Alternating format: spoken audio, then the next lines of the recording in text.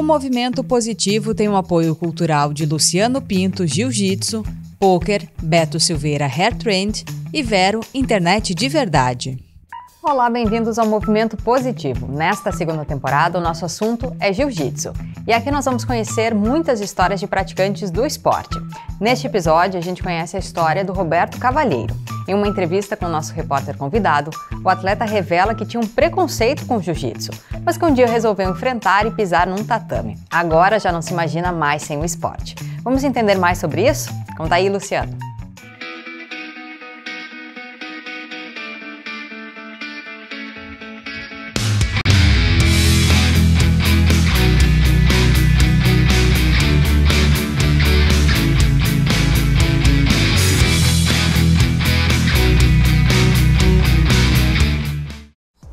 Oi, Karine, isso mesmo, hoje estamos aqui com o nosso convidado Roberto, tá? Bem-vindo, Roberto. Vamos conversar um pouco sobre Jiu-Jitsu e a trajetória dele na luta, enfim. Roberto, como que tu conheceu o Jiu-Jitsu? Conheci o Jiu-Jitsu através de um amigo que hoje em dia treina ainda. Ele tem uma academia em Canoas, até na época ele era faixa roxa. E ele trouxe o Jiu-Jitsu para o quartel onde que eu servia.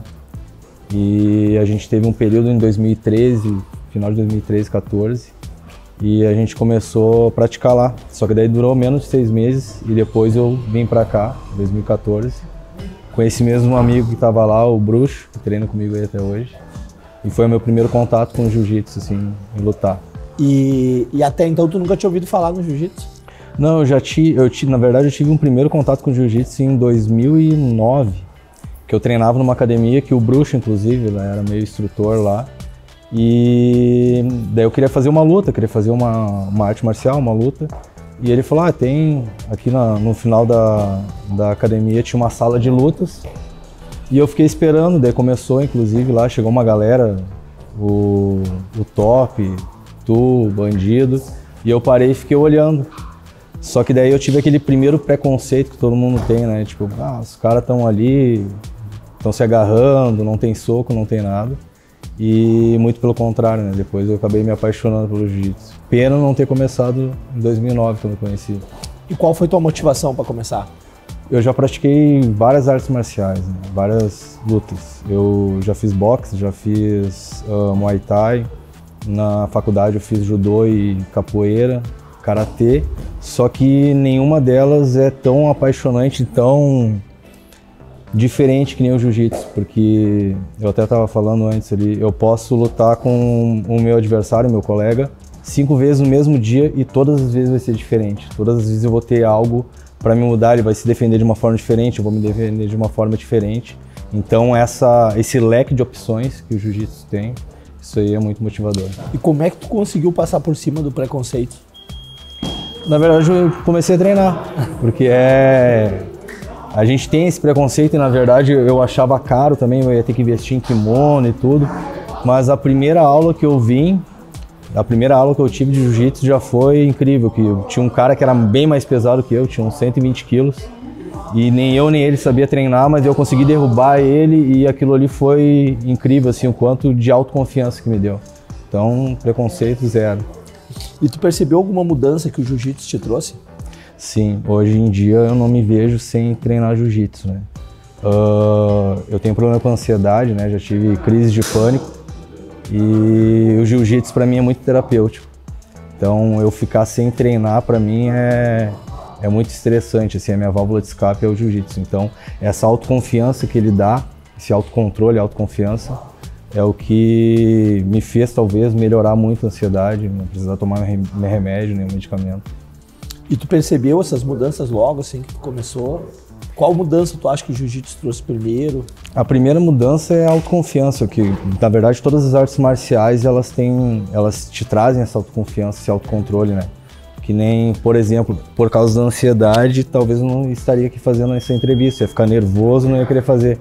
Mas como o Jiu-Jitsu, ele te tranquiliza, ele mostra que tu pode ser muito mais do que tu imagina que é. Ele não te limita, né? Tu pode ser muito além. Então essas mudanças, desde a primeira aula, tu já consegue notar e praticar. E assim, tu disse que tu sempre praticou esporte, né? O que tu acha que o Jiu-Jitsu tem de diferente dos outros? Eu acho assim, já fiz outras lutas, outras artes, mas o leque que o jiu-jitsu te dá de diferença, como eu falei das lutas, que cada vez tem uma defesa que tu vai fazer diferente, uma posição que tu vai fazer diferente, daí tu trocou de faixa, tem golpes novos que tu vai ter que aprender, então tu já tem um estilo de jogo que tu vai mudar. É o xadrez humano, né? Tem que montar essa estratégia. E isso que é muito diferente no jiu-jitsu. E como foi medalhar no Mundial? Foi ótimo. Foi experiência surreal. Eu fui de ônibus para São Paulo, né? Aí deu umas 26 horas de viagem. E eu cheguei lá meio desmotivado, assim, porque é muito diferente tu lutar sem ter alguém de tua confiança, teu professor, alguém te orientando ali. Isso te dá muito mais confiança na luta. Então, tu ia lutar lá e eu ganhei a primeira luta, ganhei a segunda, daí fui até a final, acabei perdendo a final, tava pontuando 2-0. Mas só de ter conseguido medalhar, assim, foi incrível, assim, voltei com uma sensação de dever cumprido, assim. E qual a sensação, assim, da vitória? Não tem explicação, só vencendo, é uma alegria surreal, o êxtase que dá da vitória. E qual a importância do jiu-jitsu na tua vida, Roberto? Acho que principalmente esse autocontrole, né, essa autoconfiança. Não sei, hoje eu não me vejo sem fazer jiu-jitsu, assim, como eu falei, ele é terapêutico para mim, ele é... Tanto é que eu acabei me lesionando ano passado, no final do ano passado, esse ano. Eu descobri que eu tinha rompido parcialmente 2 músculos do ombro e acabei ficando 30 dias, 35 dias sem treinar. E eu já sentia a diferença já da falta, não só do treino, porque aqui a gente é como se fosse uma família, a resenha que tu tem, a conversa, a tranquilidade, porque aqui tu vem, tu esquece todos os teus problemas que tu tem na rua, trabalho, família, problema financeiro, aqui tu vem, tu consegue desopilar, cansar o corpo e descansar a mente. E dá para tu avaliar o Roberto de antes do jiu-jitsu e depois do jiu-jitsu? Claro.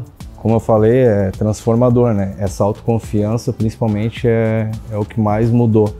Mas como na arte marcial a gente tem essa hierarquia das faixas, então tu acaba adquirindo muito respeito, mas não só pelos mais graduados. Tu respeita o cara que iniciou hoje no jiu-jitsu, o cara novo que iniciou, quem já tem mais idade. Então esse respeito com o próximo, eu acho que é uma das principais mudanças, assim, fora a autoconfiança. Tu disse assim, tu não te imagina longe do jiu-jitsu, né? E se tu tivesse que parar hoje? Olha, quando eu lesionei o ombro agora, né? Quando eu fui fazer o exame, vi que tinha rompido parcial os músculos ali, eu não tinha força para fazer exercício.